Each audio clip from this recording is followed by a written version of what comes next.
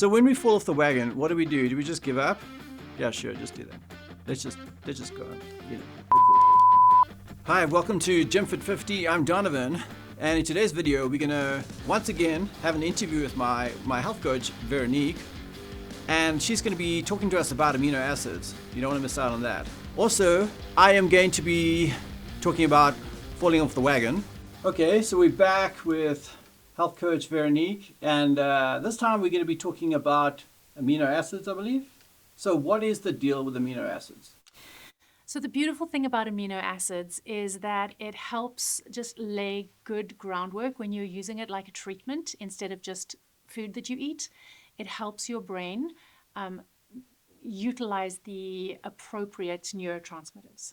So you've got like dopamine, you've got serotonin, the catecholamines, and all of them help us be able to access parts of our responses better if we had functioning neurotransmitters or pathways.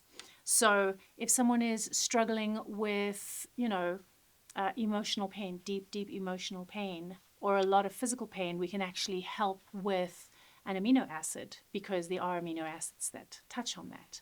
With OCD, with cravings, with sadness, anxiety, there are several amino acids that we can trial and see over like a week. We can play with them and see what dose would help each person be able to build what they need in their lives. And it's going to be different for every person, right? In order to help them be able to cope with the stresses of life a little easier. So this is oftentimes one of the things that we offer the moms. Obviously, we offer this for kids as well, but we offer this for people typically if they're having a really hard time in their journey. If they get to us and are just like, I don't know how to do the next step, we'll typically go to amino acids because this is just it's like something that comes alongside them and gives them the strength and the focus, the mental capacity, the emotional capacity to be able to look at the next step. So can amino acids help with like your energy levels? Yes, they can. Amino acids typically work very well when they're taken with a good vitamin B diet. Vitamin B typically gives us our energy, etc. It can help us have focus. It can help us get stuff done. I wouldn't necessarily be like, I'm going to run a marathon, I should take my aminos. That's more on the methylation, the glutathione. But what everyone needs to remember is we don't typically start with supplements, with amino acids. We start with the diet. We start with what you eat, how you eat it, the actual food groups that you choose. We want to clean that up so that you are already getting good, healthy nutrients, vitamins, minerals from the food source. And then once you're getting that and you're still lacking, we can pull in from other supplements. Okay, so if a person is, like, let's say they're wanting more focus or something like that, and they say to you, I'm lacking focus. I mean, like practically what would you do for them? I mean, what amino acid would I suggest they take? Or how do you test for what they need and all that?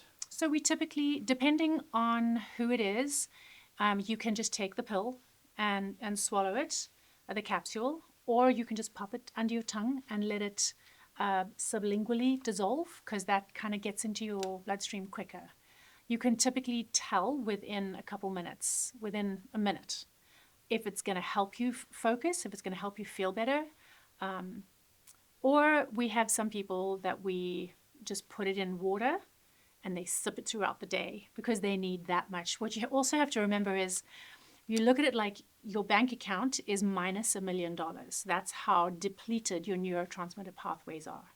So people take amino acids and then they think, well, that didn't work for me.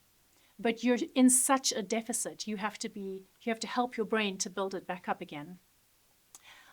So when I first started taking aminos, I honestly, for the first week and a half, 2 weeks, was like, this is not working for me. I do not get this. And it wasn't cheap for me, for many people. And I think it was a week and a half. I stopped taking it for 3 days. And after the third day, I was like, oh, now I know why I was taking the aminos. And I didn't notice how it helped me because it wasn't this like magical moment. But the buildup and the accumulation and the consistency of taking it, it made all the difference. That's awesome. Well, great. I mean, there's obviously so much more that we can talk about with aminos, but we only have so much time. Yep. And if people really want to get hold of you, they can.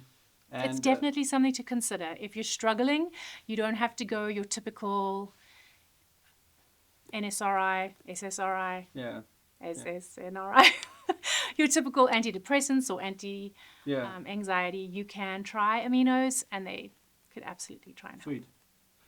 Well, gosh, I mean, it's really amazing. So in the next time that you're going to see a video, Veronique is going to actually talk to us about how important our blood work is and what they can actually tell us about our bodies, nutrition, etc. So what comes to mind when you think about falling off the wagon?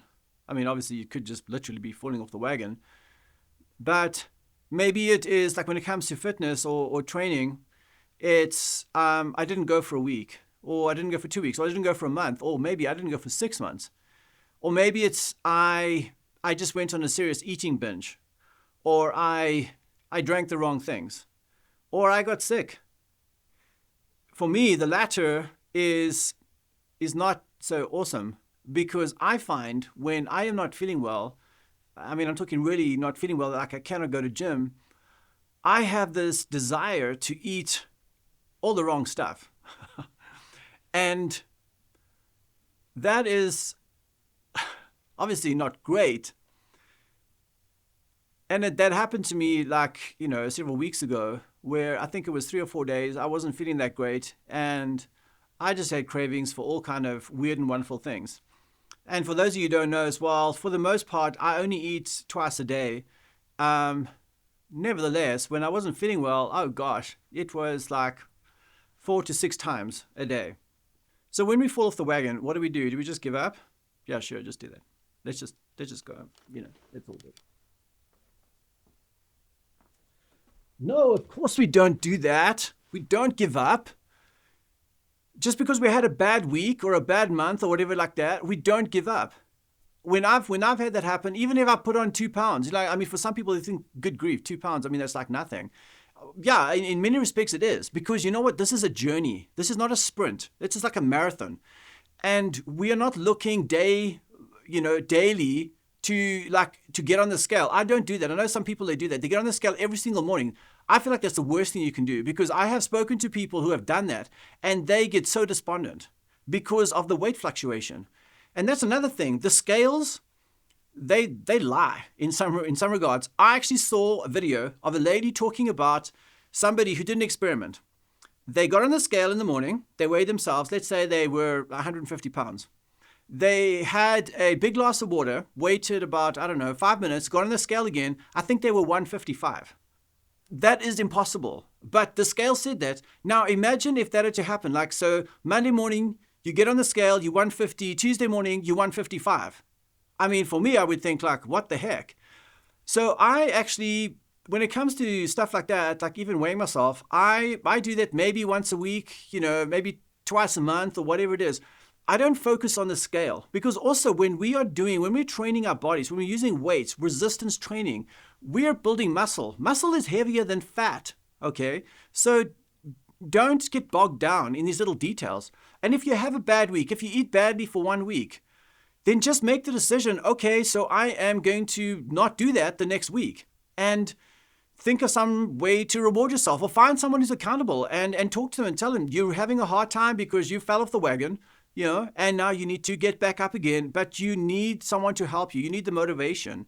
If you need to message me or email me or get on a video call, you can do that as well. So let's not get, despondent. Let's not get hopeless and depressed when we fall off the wagon for whatever reason, whether you get sick and then you eat, or whether you're just feeling, depressed or whatever it is and you eat. Just, we just make the decision. When I train, I like I told you before, I sometimes don't even like the exercises I'm really doing, but I do it. Like Nike says, I just do it because I know that it's good for me. I know that it's strengthening my bones. I know that I'm not going to obviously be pushing, like serious weights because I'm not a spring chicken anymore. I am 55 years old, so my joints are not going to take, 400 pounds of squats anymore.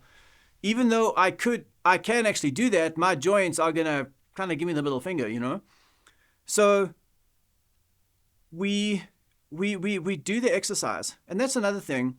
Like there are days that because of time restraints, I know that all I have is 20 minutes. And what I do in 20 minutes then is it almost becomes more of like a cardio session, but I'm still doing resistance training. But I'm keeping my heart rate really up. I don't like running on treadmills. The bicycles, I don't know why they hurt my knees. I've tried a whole bunch of them. And anyway, I don't know how that works. But I do 4 sets or whatever it is, 8 reps, 10 reps or whatever it is. And I also keep my my breaks in between the sets. I keep them down to maybe like 20 seconds or 30 seconds. I'm not like a minute or minute and a half. And then as soon as I'm finished with that one, I go to the next one. So if you are struggling with falling off the wagon and getting back into it, a recommendation that I would have is that if you normally do exercise for, let's say, 45 minutes to an hour, maybe it's an hour, just do it for 20 minutes. And if it has to be 15, then do it for 15. But just do something. And so it doesn't seem so overwhelming. And even if you don't enjoy it, it doesn't matter. That happens to me all the time. I'm trying to think, because I went to gym this morning. Did I actually enjoy it? It was okay. But there are times that I go in and 20 minutes later, I actually want to walk out. And you may be thinking, really? Yes, I feel like that so often. There are so many times when I go to gym or when I do exercise, when I do gym, that for the first 10 to 20 minutes, I do not want to be doing what I am doing. And sometimes I get in early, sometimes I get in late, and then you're seeing people leaving and you're wishing you were them. I don't know if you guys can relate to that. You walk into a gym, maybe you're a little bit late, and these guys that are normally there, or girls, they're normally there at the same time as you, they're walking out. And then you're thinking, oh dear God, I wish that was me. But don't get discouraged. Just keep at it. Shorten your gym times, if you fall off the wagon. And find someone to chat to. Be accountable. Tell somebody how you're feeling about that. And encourage yourself in the mirror. Look at yourself in the mirror and say, once again, I'm beautiful, I'm gorgeous, I'm handsome, I have it, I am full of strength, I'm full of vigor, and I can do this. So go for it. If you fall off the wagon, you just get right back up and just keep moving. So I really hope you got something out of this video. That interview with my wife talking about amino acids, gosh, and there's so much more as well. So the reason I thought it would be a good idea to talk about the Dutch test and blood work together is because a lot of times people come to us because they just are not feeling like themselves, typically between 30 and 55. And the first thought is, okay, so what are your hormones doing? So stay tuned because there is more to come with the gems that she has. And also if you want to